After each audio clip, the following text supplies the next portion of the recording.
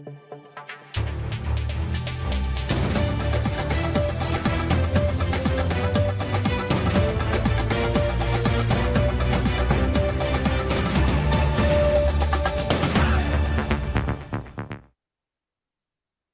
দর্শক, আমি আফজাল হোসেন, স্বাগত জানাচ্ছি সম্পাদকীয়তে। সংবিধান সংস্কার পরিষদের শপথ নেয়া বা না নেয়া নিয়ে পক্ষে বিপক্ষে আলোচনা চলছে। জাতীয় নাগরিক পার্টির আহ্বায়ক নাহিদ ইসলাম বলেছেন, সরকারি দল সংস্কারের সঙ্গে প্রতারণা করেছে। জামায়াতের আমিরের অভিযোগ জুলাইকে অপমানিত করার। বিএনপি বলছে, সংবিধান সংস্কার পরিষদের সদস্য হিসেবে কেউ নির্বাচিত হননি। সমসাময়িক নানা বিষয় নিয়ে আমাদের আজকের সম্পাদকীয় রাজনৈতিক উত্তাপ কি বাড়বে, আর এসব নিয়ে কথা বলতে আমাদের স্টুডিওতে উপস্থিত আছেন আজিজুল বারী হেলাল, সংসদ সদস্য বিএনপি, এবং অধ্যাপক সৈয়দ আব্দুল আজিজ, রাজনৈতিক বিশ্লেষক। দর্শক, আপনারা এই আলোচনায় অংশ নিতে পারেন, এজন্য আপনাদের ফোন করতে হবে টেলিভিশনে দেখানো নম্বরে, সেটা ফেসবুকের মাধ্যমেও আপনাদের মন্তব্য পাঠাতে পারেন। আলোচনা শুরুতেই জানিয়ে দেব এখনকার প্রধান শিরোনাম। দ্বিতীয় দিনেও প্রধানমন্ত্রীর কর্মব্যস্ততা, আন্তঃমন্ত্রণালয় বৈঠকে একগুচ্ছ সিদ্ধান্ত। ঈদের আগেই চালু হবে ফ্যামিলি কার্ড, পর্যায়ক্রমে পাবে 5 কোটি পরিবার। রাস্তা দখলমুক্ত, অটোরিকশার দৌরাত্ম্য বন্ধ করে সড়কে শৃঙ্খলা ফেরানোর ঘোষণা। রিভিউ করা হবে শিক্ষা কারিকুলাম। ইংলিশ মিডিয়ামকেও আনা হবে সরকারি নিয়মের আওতায়। বাংলাদেশের নতুন প্রধানমন্ত্রীকে মার্কিন প্রেসিডেন্টের অভিনন্দন। সম্পর্কের অগ্রগতি বজায় থাকার আশা। মেরুদণ্ড সোজা রেখে সবার সঙ্গে বন্ধুত্ব রাখবে ঢাকা। দেশ গঠনে সরকারকে সর্বাত্মক সহযোগিতায় আগ্রহী জামায়াত, জানালেন ডাক্তার শফিকুর রহমান। সংসদ কার্যকর করতে দ্রুত অধিবেশন ডাকার আহ্বান বিরোধী দলীয় চিফ হুইপের। এবং সরবরাহে ঘাটতি না থাকলেও চড়া বাজার, কর ছাড়সহ ব্যবসায়ীরা নানা সুবিধা পেলেও সুফল পাচ্ছে না ভোক্তারা। কৃত্রিম সংকট তৈরির চেষ্টা করলে কঠোর ব্যবস্থার হুঁশিয়ারি। দর্শক শুনানি শুনছিলেন। আমাদের আজকের আলোচনার বিষয় দিয়েছি রাজনৈতিক উত্তাপ কি বাড়বে। যদিও রাজনীতিতে এখন উত্তাপ নেই, তারপরেও সংসদ সদস্যদের 2 শপথ নিয়ে একটি বিতর্ক রয়েছে। বিরোধী পক্ষ অর্থাৎ বিরোধী দল যেটি বলছেন হেলাল ভাই, নাহিদ ইসলাম আজকে যেটি বলেছেন যে সরকারি দল সংস্কারের সঙ্গে প্রতারণা করেছে, আর জামায়াতের আমির বলেছেন যে জুলাইকে আসলে অপমানিত করা হয়েছে, যে বিএনপির সংসদ সদস্যরা সংবিধান সংস্কার পরিষদের সদস্য হিসেবে শপথ না নেওয়ার কারণে। আপনার বক্তব্য জানতে চাই। জি, ধন্যবাদ আপনাকে এবং সবাই দেশবাসীকে পবিত্র রমজানের অভিনন্দন এবং শুভেচ্ছা জানাচ্ছি। দেখুন, যে আমরা সংসদ নির্বাচনটা করেছিলাম গণতন্ত্র উত্তরণের জন্য, এবং আমাদের যে সমস্ত বিষয়ে তর্ক বিতর্ক ছিল সেই সব তর্ক বিতর্ক নিয়ে আমরা ঐক্যমত কমিশন একটা জুলাই চার্টার দিয়েছিল, সেটা নোট অফ ডিসেন্ট সহ আপনার অনুমোদিত হয়েছে। অর্থাৎ এখন সংবিধান সংস্কার পরিষদ নামে কোনো পরিষদ জুলাই চার্টারে ছিল কিনা, থাকলেও বিএনপি সেখানে নোট অফ ডিসেন্ট দিয়েছিল। সুতরাং আমরা তর্ক এবং বিতর্ক যেগুলো করা দরকার আমাদের এই যে সংস্কারের জন্য, সেটা সংসদে বসে করা হবে। যদি না করা হয় তখন বলতে পারেন আপনি প্রতারণা করা হচ্ছে। এর আগেই আপনি বলছেন কিভাবে যে সংবিধান সংস্কার পরিষদের শপথ নেইনি কেন? সংবিধান সংস্কার পরিষদ এটা কি সংবিধানে আছে? সংবিধানে আমার এক্সিস্টিং সংবিধানে আছে যে আপনার সংবিধানে যদি আপনি বলেন যে গণপরিষদ বা সংবিধান পরিষদ, তাইলেও মনে করেন এটাও কিন্তু নতুন একটি সংবিধান তৈরি করার জন্য এটা হয়। সুতরাং সংবিধান সংস্কার পরিষদ আমরা আগে জানতাম এটা মনে হয় গণপরিষদ, দ্বিতীয় শপথটা নেবে গণপরিষদের জন্য বা সংবিধান পরিষদের জন্য, কিন্তু এখন দেখছি সংবিধান সংস্কার পরিষদ। সংস্কার পরিষদ সংসদে নেই, সংসদে আলোচনা হবে যে আমরা যে 83টি বিষয় আমাদের মধ্যে ঐক্যমত হয়েছে, নোট অফ ডিসেন্ট, সেটা আলোচনা হবে না। যদি আলোচনা না করে পাশ কাটিয়ে যাওয়া হয় তখন আপনি বলতে পারেন প্রধান। এখন এত তাড়াতাড়ি কিভাবে আপনি বললেন? আর জুলাই আরেকটা আলোচনা তারা বলছেন যে মানে এই গণঅভ্যুত্থানটা তো আর সংবিধান মেনে হয় নাই, না এই না আলাপটা তোলা হচ্ছে। এইটা কিন্তু একটা এক্সাজারেশন। গণ অভ্যুত্থান কোন পৃথিবীর কোনো কিছু এইসব কি গণ অভ্যুত্থান কি আপনার আন্দোলন কি সংবিধান মেনে হয় নাকি? হুম, আমরা বলছি যে আমরা যে নির্বাচনটা করলাম এবং গণভোট করলাম, হুম, গণভোটটা আমরা তখনই বলেছি এটার কোনো প্রয়োজন ছিল না।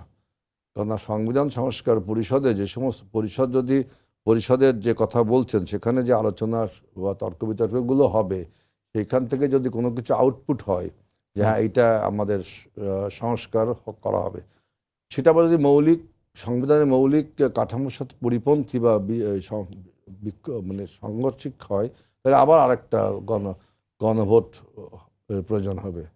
সুতরাং এই আগের গণভোটটি এটা আমি বলেছিলাম যে এটা কি কোনো প্রয়োজনীয়তা আছে? প্রয়োজনীয়তা আছে এই জন্য যে একে অপরকে বিশ্বাস করতো না যে তারা ওই যে সংবিধান আপনার সংস্কার করবে না, বিভিন্ন সংস্কার করবে না।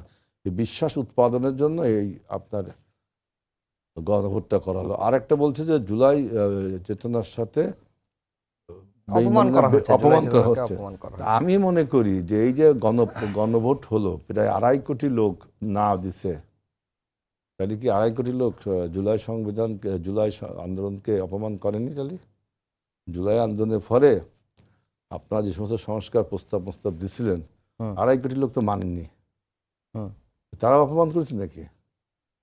নাকি? না, সুতরাং যেহেতু বলা মানে হচ্ছে নাই যে তাহলে আপনি তো এমন একটা জিনিসের গণভোট করেছেন যে মুক্তিযোদ্ধার পরে যদি বলা হতো যে মুক্তিযোদ্ধা ঠিক কি বেঠিক এর হা না ভোট দেন, হুম, একটা ভোটও যদি পড়তো তা, এবং অর্থাৎ এই ধরনের আইডিয়া, এই যে গণভোটের আইডিয়া আগের থেকে যে দিলেন যে এই বিষয়ে সংস্কার করতে হবে, হা না, সবাই হায়ের পক্ষে প্রচারণা করলো, কিন্তু না তো 2.5 কোটি ভোট পেয়ে গেল। না, আপনি হেলাল ভাই, সুতরাং এই আইডিয়াটাই আমার কাছে একটা রং আইডিয়া ছিল। হ্যাঁ অর্থাৎ আপনি বলছেন, আপনি বলছেন জুলাই চেতনার সাথে কি তাহলে 2.5 কোটি লোক বেইমানি করলো? যারা না ভোট দিল তারা কি বেইমানি করলো? না, সুতরাং আপনি এটা একটা বলছেন যে গণভোটের প্রয়োজন ছিল না, কিন্তু তারপরে গণভোটটা তো হয়েছে হয়েছে এবং এটা তো মানুষের, পরিস্থিতি হ্যাঁ, অনুযায়ী, পরিস্থিতির কারণে এটার হয়েছে। ভবিষ্যৎটা কি? এটার ভবিষ্যৎ হলো যে জুলাই সনদ যে সমস্ত বিষয়ে আমরা ঐক্যমত হয়েছি, নোট অফ ডিসেন্ডেন্সি অনেকগুলো 83টা হুম, হুম, এইসব 84টা। বিষয় সংসদে এখন আলোচনা হবে, সব সংসদে আলোচনা হবে। সংসদটা প্রাণবন্ত হবে, আলোচনা সমালোচনা তর্ক বিতর্ক আমরা দেখবো, লাইভ দেখবো, আপনার এই টক শোতে আমরা আলোচনা করবো, এগুলো সব আলোচনা হবে, তাই না? এই যে দ্বিকক্ষ হবে কিনা, প্রধানমন্ত্রী মেয়াদ নিয়ে আলোচনা হবে, অন্যান্য কনস্টিটিউটরি বডি কীভাবে তৈরি হবে, কোন কোন ওই আমাদের সংবিধানের মূলনীতি যেটা দিয়েছে সেখানে আমাদের একটা মূলনীতি আছে, আমরা নোট অফ ডিসেন্ডেন্সি, সব বিষয়ে আলোচনা হবে এবং প্রাণবন্ত হবে সংসদটি।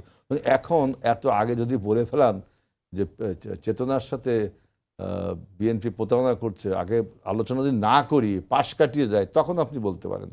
কিন্তু আর জামাত ইসলাম বলতেছে যে কি যেন জুলাই চেতনার সাথে বেইমানি করা হয়েছে, তো 2.5 কোটি লোক বেইমানি করছে।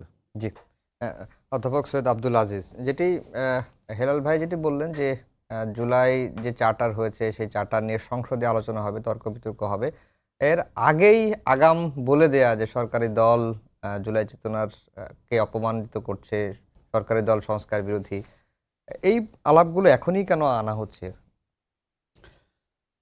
আপনি ধন্যবাদ আপনাকে, সেই সঙ্গে দর্শক শ্রোতাকে, বিশেষ করে আমার সহ আলোচক আমাদের প্রিয় হেলাল ভাই, উনি তো এখন সংসদ সদস্য হিসেবে ওনাকে অভিনন্দন এবং শুভেচ্ছা।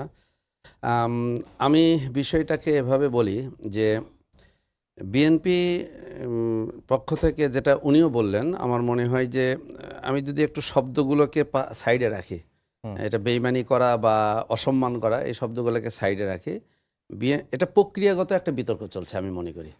বিএনপি যে প্রসঙ্গটা তুলেছেন, ওনারা কিন্তু মানে গণভোটের রায়টাকে নাকচ করে দিচ্ছেন না, কিন্তু প্রক্রিয়াগতভাবে ওনারা বলছেন যে সংসদে সব আলাপ আলোচনার মাধ্যমে হবে। আর একটা কথা বলেছেন সালাউদ্দিন সাহেব, সেটা হচ্ছে যে আমরা সংবিধানের মধ্যেই আছি, সংবিধানের মধ্যেই।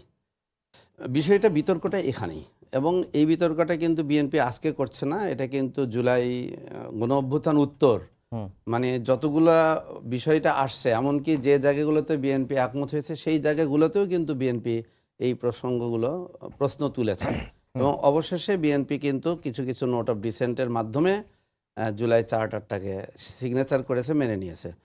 আমি একটু ওনার কথা এবং সালাউদ্দিন সাহেবের কথাতে ধরে এই বিশ্বাস রাখতে চাই যে ওনারাও এটাকে নাকচ করছেন না, কিন্তু ওনারা চাচ্ছেন যে সংসদীয় একটা প্রক্রিয়ার মধ্যে দিয়ে এটা নিয়ে আসছে।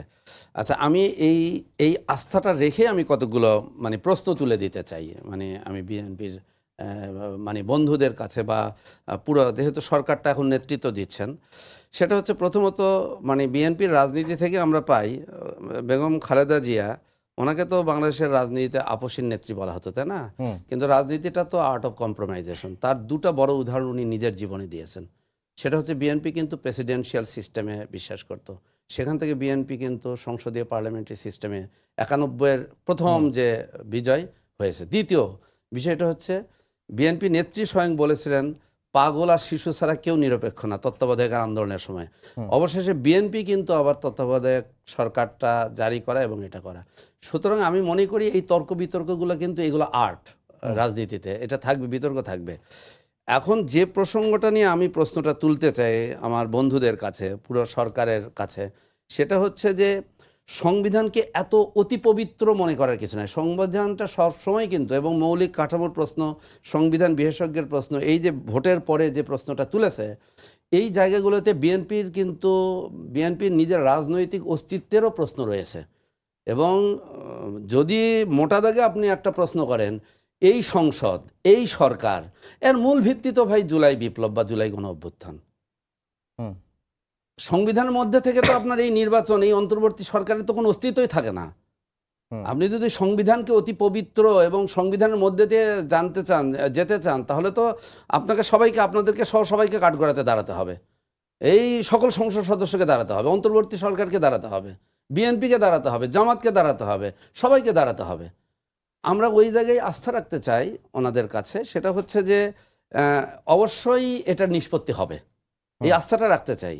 এবং সেটা হচ্ছে যে গণভোট হয়েছে, হেলাল ভাই একটা প্রশ্ন তুলেছেন, সেটা হচ্ছে যারা না ভোট দিয়েছে তারা কি বেইমানি করেছে?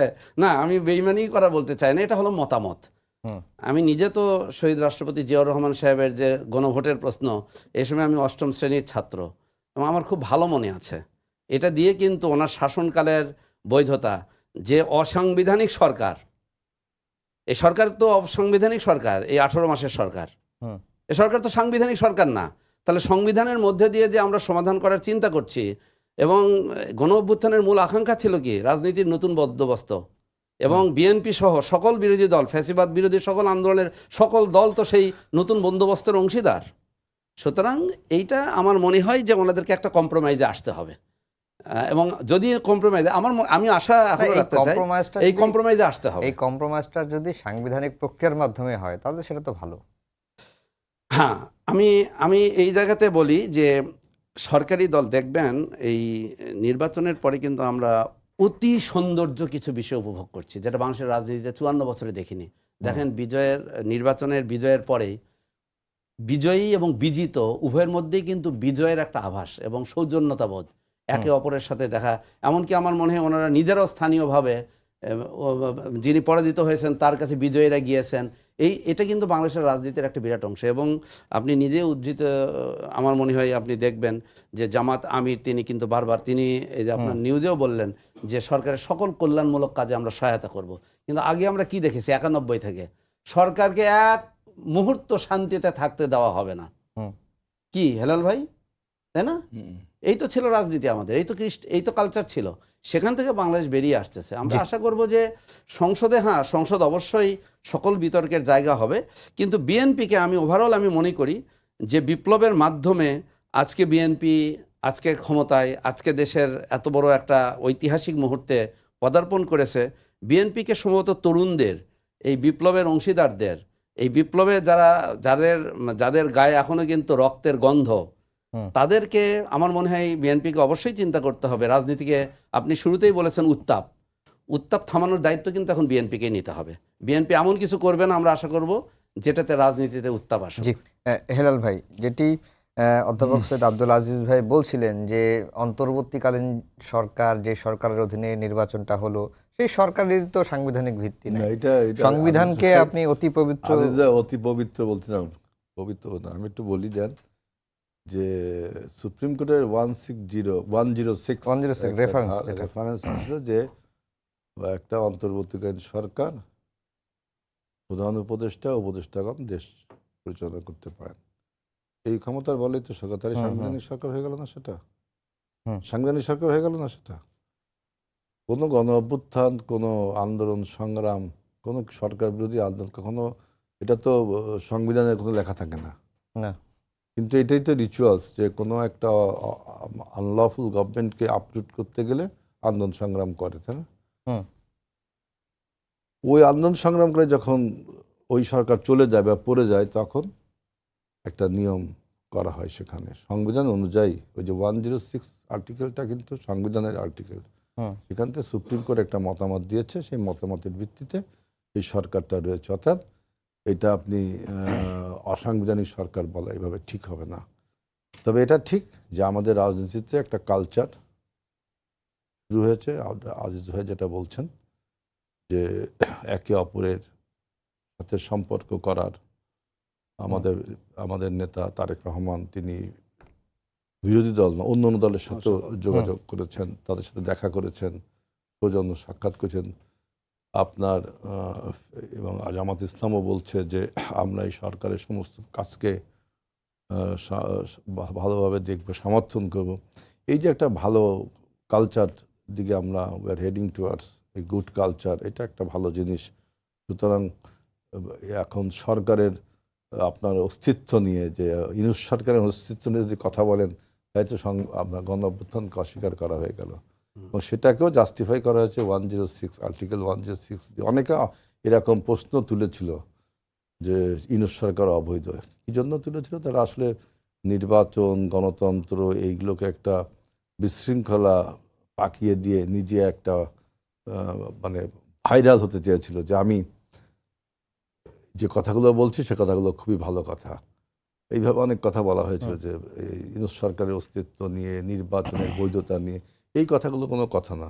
কথা হলো যে আমরা শেষ পর্যন্ত একটা সুষ্ঠু গ্রহণযোগ্য নির্বাচন করতে পেরেছি এবং acceptable not only domestically, even internationally, acceptable to all, free and fair একটা ইলেকশন করতে পেরেছি। দেখেন, ইলেকশনের পরে বা পূর্বে যত ভায়োলেন্স হয়, যত ফোরকাস্ট করা হয়েছিল এই সমস্ত টকশো টেবিল থেকে বা জার্নালিস্ট করেছিল, বিশেষজ্ঞ মহল করেছিল, আল্লাহর রহমতে সব কিছুকে ছাপিয়ে টুকটাক যে হয়নি এই কথা বলবো না, সব কিছু সারিয়ে আমরা একটা গ্রহণযোগ্য এবং ঐতিহাসিক নির্বাচন মানুষকে উপহার দিতে পেরেছি। এখন আমাদের দেখতে হবে যে এই প্রোডাক্টটা এসছে, অর্থাৎ আমাদের সরকার তারেক রহমানের নেতৃত্বে যে জনপ্রিয় একটি সরকার 2/3 মেজরিটি নিয়ে আসছেন, তাদের ফার্স্ট স্টেপ যে টু ইউনিফাইড দ্য নেশন, এটা দেখানোর জন্য যে জেস্চার সেটা তিনি করেছেন এবং তিনি বলছেন যে আমাদের আইন শৃঙ্খলা রক্ষা করা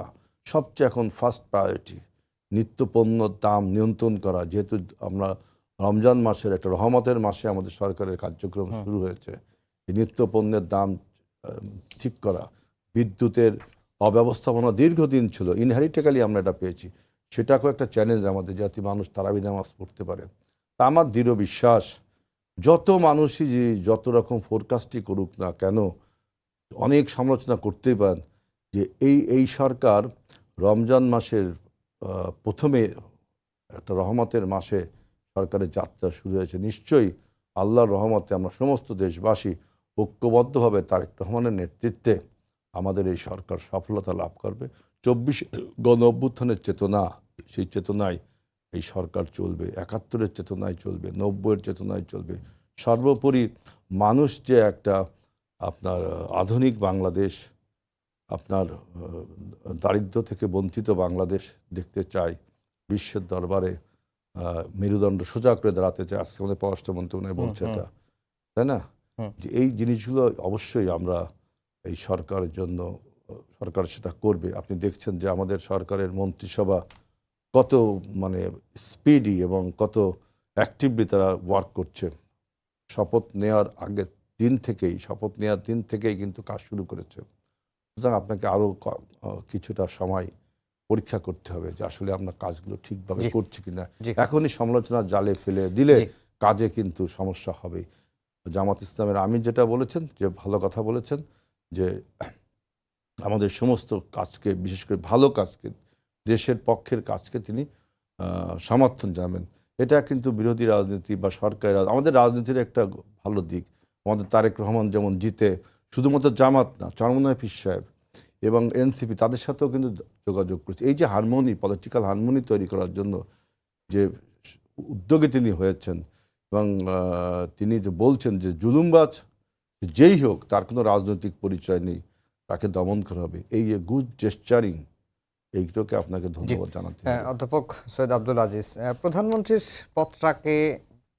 পদটাকে তারেক রহমান সাধারণ পর্যায়ে নিয়ে আসার যে তার যে চেষ্টাগুলো আপনি নিশ্চয়ই লক্ষ্য করেছেন, সেটিকে আপনি কিভাবে দেখেন? আর হচ্ছে যেটি হেলাল ভাই বললেন যে দায়িত্ব নেওয়ার পরে, অন্তর্বর্তী এই যে সরকারের দায়িত্ব নেওয়ার পরে তো 2 দিন, তাদের এই 2 দিনের মূল্যায়ন যদি আপনার কাছে জানতে চাই। না, খুবই চমৎকার একটা বিষয় তুলেছেন। আমি নিজেও দেখেছি এবং আমার কাছে ভালো লেগেছে। উনি কিন্তু নির্বাচনে যে জনসভায় পাবলিক স্পিচগুলো দিচ্ছিলেন, এটার মধ্যে আমি কনসিস্টেন্সির বেশ কিছু অভাব দেখতে পাচ্ছিলাম। কিন্তু নির্বাচন উত্তর প্রথম যে প্রেস কনফারেন্সটা করলেন দেশি সাংবাদিকদের, এখানে কিন্তু ওনাকে আমার কাছে খুবই ডিপ্লোম্যাটিক এবং খুবই আমাকে স্মার্ট মনে হয়েছে। প্লাস সরকার গঠনের পরে উনি যে কয়টা বিষয়গুলো বলেছেন, এই বিষয়গুলো খুবই ইতিবাচক এবং রাজনীতিতে এবং বিশেষ করে দলীয় বিবেচনায় হবে না, যোগ্যতার ভিত্তিতে সরকার পরিচালনা করা হবে, এই জায়গাগুলো খুবই ভালো। আরেকটি বিষয় বলেছেন উনি, রাজনৈতিক উত্তরসূরি, তার প্রশ্ন একটা খুব শক্ত কথা বলেছেন, শহীদ জিয়া এবং বেগম খালেদা জিয়ার আদর্শকে বিএনপি সমুন্নত রাখবে। এখানে আমি বলি, ওই আগের রেশের ধরে যে আমাদের মহান নেত্রী মরহুম খালেদা জিয়া তিনি বলেছিলেন জনগণের সরকার কায়েম হলে এই সংবিধানকে ছুঁড়ে ফেলে দেওয়া হবে। এবং এটা কিন্তু এই জুলাই বিপ্লব না, তার অনেক আগে বলেছিলেন, যখন এই সংবিধান নিয়ে অতি কাটাছেঁড়া হয়েছিল। এজন্য আমি আবারও বলবো যে আমি যেটা আগে বলেছি না, অবশ্যই সাংবিধানিক এটা একটা সূক্ষ্ম টেকনিক্যাল বিষয়, তবে সংবিধানকে একেবারেই অমোচনীয়, অসংশনীয়, মৌলিক কাঠামো, এই প্রশ্নগুলো তুলে এই রাজনীতিতে উত্তাপ ছড়ানোটা এটা কোনো দায়িত্ববোধের কাজ হবে না। আমি ফিরে আসি আপনার জায়গাতে। আমি মনে করি দেশের অনেকগুলো মৌলিক সমস্যা আছে এবং এই মৌলিক সমস্যাগুলো কিন্তু আমরা 54 বছরে এগুলোকে খুব জটিল পর্যায়ে নিয়ে আসছি এবং এক্ষেত্রে খুবই ইতিবাচক রাজনীতি দরকার। সেটারই কিন্তু আমার সুবাতাস আমরা কিন্তু দেখতে পাচ্ছি বোধ সরকারি এবং বেসরকারি তরফ থেকে, এবং সেটাতেই আমাদের কিন্তু কল্যাণ আছে যে খুবই ইতিবাচক মনোভাব নিয়ে। যেমন আমি আপনাদের বলি, আমি শিক্ষা নিয়ে আমার আগ্রহের জায়গাটা এই যে আজকেই আপনার সংবাদের স্ক্রলে দেখালেন যে আমাদের অত্যন্ত পছন্দের উনি এহসানুল হক মিলন সাহেব উনি শিক্ষামন্ত্রী হয়েছেন। এটাও আমি বলবো যে এই সরকার প্রধানের, মাননীয় প্রধানমন্ত্রীর একটা খুব যোগ্য সিলেকশনের জায়গাটা হচ্ছে, আমি বলবো শিক্ষা মন্ত্রণালয়ের দায়িত্ব যাকে দিয়েছেন। এবং আমি নিজে ওনার সাথে অনেকগুলো সেমিনার করেছি গত সরকারের আমলে, এবং আমরা জানি যে ওনার কি পরিমাণ আপনার হলো কর্ম উদ্যোগ এবং ওনার জায়গাটা। শিক্ষাটাকে আমাদের দেশের তো একবারে এটা ধ্বংসপ্রাপ্ত একটা শিক্ষা। এটাকে অনেক জায়গাতে উনি গতকাল যদিও পাঠ্যক্রমের ব্যাপারে বলেছেন যে এটাকে আমরা রিভিউ করব, কিন্তু আমার মনে হয় কিছু কিছু জায়গা রিভিউ যোগ্য না, এগুলা মেরামত যোগ্য না, এগুলো পুনর্গঠনের যোগ্য কিছু কিছু জায়গা। হ্যাঁ, আপনাকে আমি বলি, আপনি কওমি মাদ্রাসা প্রায় 80 লক্ষের মতো, সেটা তো আপনার মূল শিক্ষার কাঠামোর মধ্যে নাই। উনি আজকে কিন্তু প্রধান আপনার কথা বলেছেন, ইংলিশ মিডিয়ামের কথা বলেছেন। আপনার ভাই পেশাগত শিক্ষায় সরকার প্রধান বারবার বলেছেন, উনি তো প্রত্যেক জনসভায় বলেছেন কারিগরি বৃত্তিমূলক শিক্ষাকে অগ্রাধিকার দেওয়া হবে। আমাদের দেশের ট্র্যাজেডি কি জানেন? প্রথম শিক্ষা কমিশন রিপোর্টে হেডলাইন ছিল, বঙ্গবন্ধুর হাতে যখন কুদরতে খোদা শিক্ষা কমিশন রিপোর্ট তুলে দেন, ওই দিন পত্রিকার হেডলাইন ছিল কারিগরি বৃত্তিমূলক শিক্ষাকে অগ্রাধিকার প্রদান করা হইবে। কিন্তু অবশেষে কি হয়েছে 54 বছরে জানেন? এটা সবচেয়ে অবহেলিত শিক্ষা। উনি আর একটা গুরুত্বপূর্ণ কথা বলেছেন যে যোগাযোগ মাধ্যম দক্ষতা উন্নয়ন করা হবে, যোগাযোগ ল্যাঙ্গুয়েজ। মধ্যপ্রাচ্যে আমাদের এককভাবে 38% ম্যান পাওয়ার এক্সপোর্ট হয় মধ্যপ্রাচ্যে। আপনি জানেন আমাদের অবস্থা দুর্দশা কত? শহীদ রাষ্ট্রপতি জিয়াউর রহমান 1976 সালে যখন মধ্যপ্রাচ্যের সাথে চুক্তি করে প্রথম এই জনশক্তি রপ্তানি শুরু করেন, তখন প্রফেশনাল ম্যান পাওয়ার এক্সপোর্টের হার ছিল 9%। আর আপনাকে আমি 2024 সালের রিপোর্ট বলছি 0.2% নেমে আসছে। 1% আমরা স্কিল ম্যান পাওয়ার রপ্তানি করতে পারি না আমাদের দেশে। আমরা শুধু আনস্কিল লেবার ফোর্স, আমরা যেটা স্কিল লেবার ফোর্স বলি এটাও সঠিক নয়। সুতরাং কিছু কিছু জায়গা উনি যেটা বলছেন যে রিভিউ করে, আমি শ্রদ্ধার সাথে বলছি, ওনার সাথে আমি কাজ করি, ওনার কিন্তু আমি অত্যন্ত ওনার সঙ্গে আমার আছে যে কিছু কিছু জায়গা আছে পাঠ্যক্রম রিভিউ করে হবে না। আরেকটা একটা গাড়ি শোনেন, একটা গাড়ি মেরামত কখন হয় জানেন? ছোটখাটো ত্রুটিতে মেরামত হয়, কিন্তু গাড়িটা যখন পুরোটা যখন অচল হয়ে যায় তখন এটাকে ওভারহোলিং করতে হয়। আমাদের শিক্ষা ব্যবস্থাটাকে একটা পুরো ওভারহোলিং করতে হবে। হয়তো তিনি রিভিউ করে হ্যাঁ, দেখে এই হয়তো সিদ্ধান্ত উনি নেবেন। রিভিউয়ের মাধ্যমে আচ্ছা, হয়তো আরেকটা overhauling এর ছোট্ট দিকে বিষয় যাবেন। নিয়ে একটু আলোচনা করব। হেলাল ভাই, আপনাকে প্রশ্নটা করতে চাই। আজকে আমি- নাহিদ, আমি- আমি- আমাকে অনুরোধ আপনার কাছে কয়েকটা- আসি, হ্যাঁ, আপনার জি, কাছে আসি। ঠিক আছে। সেটা নাহিদ ইসলাম যেটি বলেছেন, জাতীয় নাগরিক পার্টির আহ্বায়ক, বিএনপির গ্রিন সিগন্যাল ছাড়া আওয়ামী লীগের কার্যালয় খোলার সাহস পেত না, এবং এই নির্বাচনের পরে 11টি জেলায় তাদের কার্যালয় খোলা হয়েছে, এমনটি তথ্য আমাদের কাছে আসছে। আমাদের গ্রিন সিগন্যাল লাগবে কি জন্য, বিএনপি গ্রিন সিগন্যাল লাগবে কি জন্য, এটা সে তার অনুমান থেকে বলছে, এটা আপনাকে এত সহজে এত তাড়াতাড়ি কমেন্টও করা যাবে না। যে আওয়ামী লীগ যে কার্যালয়গুলো খুলছে, আমি পত্রিকায় দেখলাম বিভিন্ন কার্যালয় খুলছে, এখন যদি আমি আবার বলি- বন্ধও করে দেওয়া হচ্ছে। হ্যাঁ, বন্ধ করে দেওয়া হচ্ছে। আমাদের গ্রিন সিগন্যাল, এটা নাহিদ আর কি আমাদেরকে কোনোভাবে একটা বক্তব্য দিলে সেইটাকে নিয়ে একটা পলিটিক্স করা, তা প্রভোকেটিভস, এগুলো কাইন্ড অফ প্রভোকেটিভস। তবে এইসব প্রভোকেটিভসে আমি নাক গলাতে চাচ্ছি না। বলছে, জনগণ দেখবে, এবং যেটা গণতান্ত্রিক সেটা এদেশে প্রতিষ্ঠিত হোক, এরা সবাই চায়। নাহিদ ইসলামও চায় নিচ্ছে গণতান্ত্রিক ধারা অব্যাহত থাকুক। আর আমার আজিজ ভাই খুব ভালো কথা বলছেন যে ওভারহোলিং করতে হবে, এটা আমিও তার সাথে একমত। এবং দেখবেন উনি যেটা বললো যে পলিটেকনিক শিক্ষা এবং আপনার ওই যে বৃত্তিমূলক শিক্ষা, ওইটাকে আপনাকে বলে কি শিক্ষা, ভকেশনাল ট্রেনিং এবং টেকনিক্যাল এবং ভকেশনাল, এটা কিন্তু প্রেসিডেন্ট জিয়াউর রহমান ইন্ট্রোডিউস করেছিল। এবং এই শিক্ষাটা এবার আমরা যে করব, আমাদের নির্বাচনী ম্যানিফেস্টোয় আছে, দেখবেন আমাদের যে 8 দফা যে আছে, সেখানেও এই শিক্ষা বিষয়ে যে আমাদের দফা, সেখানেও আছে যে আমরা ভকেশনাল ট্রেনিং এবং পলিটেকনিক শিক্ষা, স্কিল্ড ম্যান পাওয়ার করার জন্য, যাতে এই যে শুধু মধ্যপ্রাচ্যে না, বিভিন্ন দেশে আমরা স্কিল্ড ম্যান পাওয়ার পেলে আমাদের রেমিটেন্সটা বেশি আসবে। এবং এই যে কমিউনিকেশন, ল্যাঙ্গুয়েজ যে ব্যারিয়ারটা আমাদের দেশে, কারণ আমাদের দেশে বাংলা আর ইংরেজি আমরা ম্যান্ডেটরি লেখাপড়া করি। এবার কিন্তু আমরা থার্ড ল্যাঙ্গুয়েজ একটা তৈরি করেছি, এবং থার্ড ল্যাঙ্গুয়েজের জন্য 4-5টা কিন্তু অপশনও আছে। যে মধ্যপ্রাচ্যে একটা ছেলে যদি আরবি শেখে বাংলা ইংরেজির পাশাপাশি, তাইলে কি হচ্ছে, মধ্যপ্রাচ্যে ও আর লেবার থাকছে না, ও কিন্তু যদি আপনার টেকনিক্যালি স্কিল না হয়, শুধু ভাষার জন্য একটা ভালো চাকরি পাবে। আর টেকনিক্যালি স্কিলড হলে আমরা যেটা এই যে ভকেশনাল ট্রেনিংগুলো করবো, পলিটেকনিকগুলো যে চালু করব, তাহলে সেই ছেলেটা আরও ভালো চাকরি পাবো ওইখানে। আমি এই যে BMW কোম্পানিতে গিয়েছি জার্মানিতে, সেখানে আমি দেখছি বাংলাদেশের ছেলেরা এই ভকেশনাল ট্রেনিং নিয়ে অনেক ভালো ভালো জায়গায় অনেক বেতন পায়, আবার অনেকে লেবারের চাকরি তারা কম বেতন পায়, কষ্ট করে। আমরা যদি এইটা কিন্তু বিএনপি সরকার এবার ইন্ট্রোডিউস করেছে থার্ড ল্যাঙ্গুয়েজ। আজিজ ভাই তো জানেন যে আমাদের নির্বাচন ম্যানিফেস্টোয় আছে, এবং শুধু আরবি ভাষা না, সেখানে চাইনিজ ভাষা, জাপানিজ ভাষা এবং ফ্রেঞ্চ ভাষা, আরেকটা যেন কি ভাষা, 4-5টা ভাষা আমরা যে কেউ নিতে পারে। জি, অধ্যাপক সৈয়দ আব্দুল আজিজ, 1 মিনিট সময় আছে।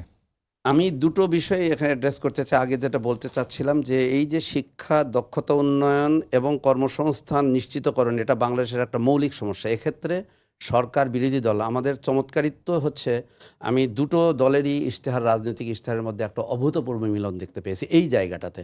এবং এই ক্ষেত্রে আমি বলবো যে রাজনীতির মধ্যে একটা সমন্বয়, অ্যাকোমোডেশন, এটা অবশ্যই লাগবে। যেমন যে কথাটা উনি বলছিলেন ভাই, আমি বলি খুব সহজ, আমাদের একটা পটেনশিয়াল কি জানেন, 47 লক্ষের মতো আমার প্রচলিত মাদ্রাসা শিক্ষায় আছে, আর 80 লক্ষের মতো আমার পরে হলো কমি মাদ্রাসা। এটাতে যদি আরবিটাকে যদি যোগাযোগ দক্ষতা উন্নয়ন করা যায়, মধ্যপ্রাচ্যের বাজারে আমাদের দক্ষ ম্যান পাওয়া যাবে, নাম্বার 1।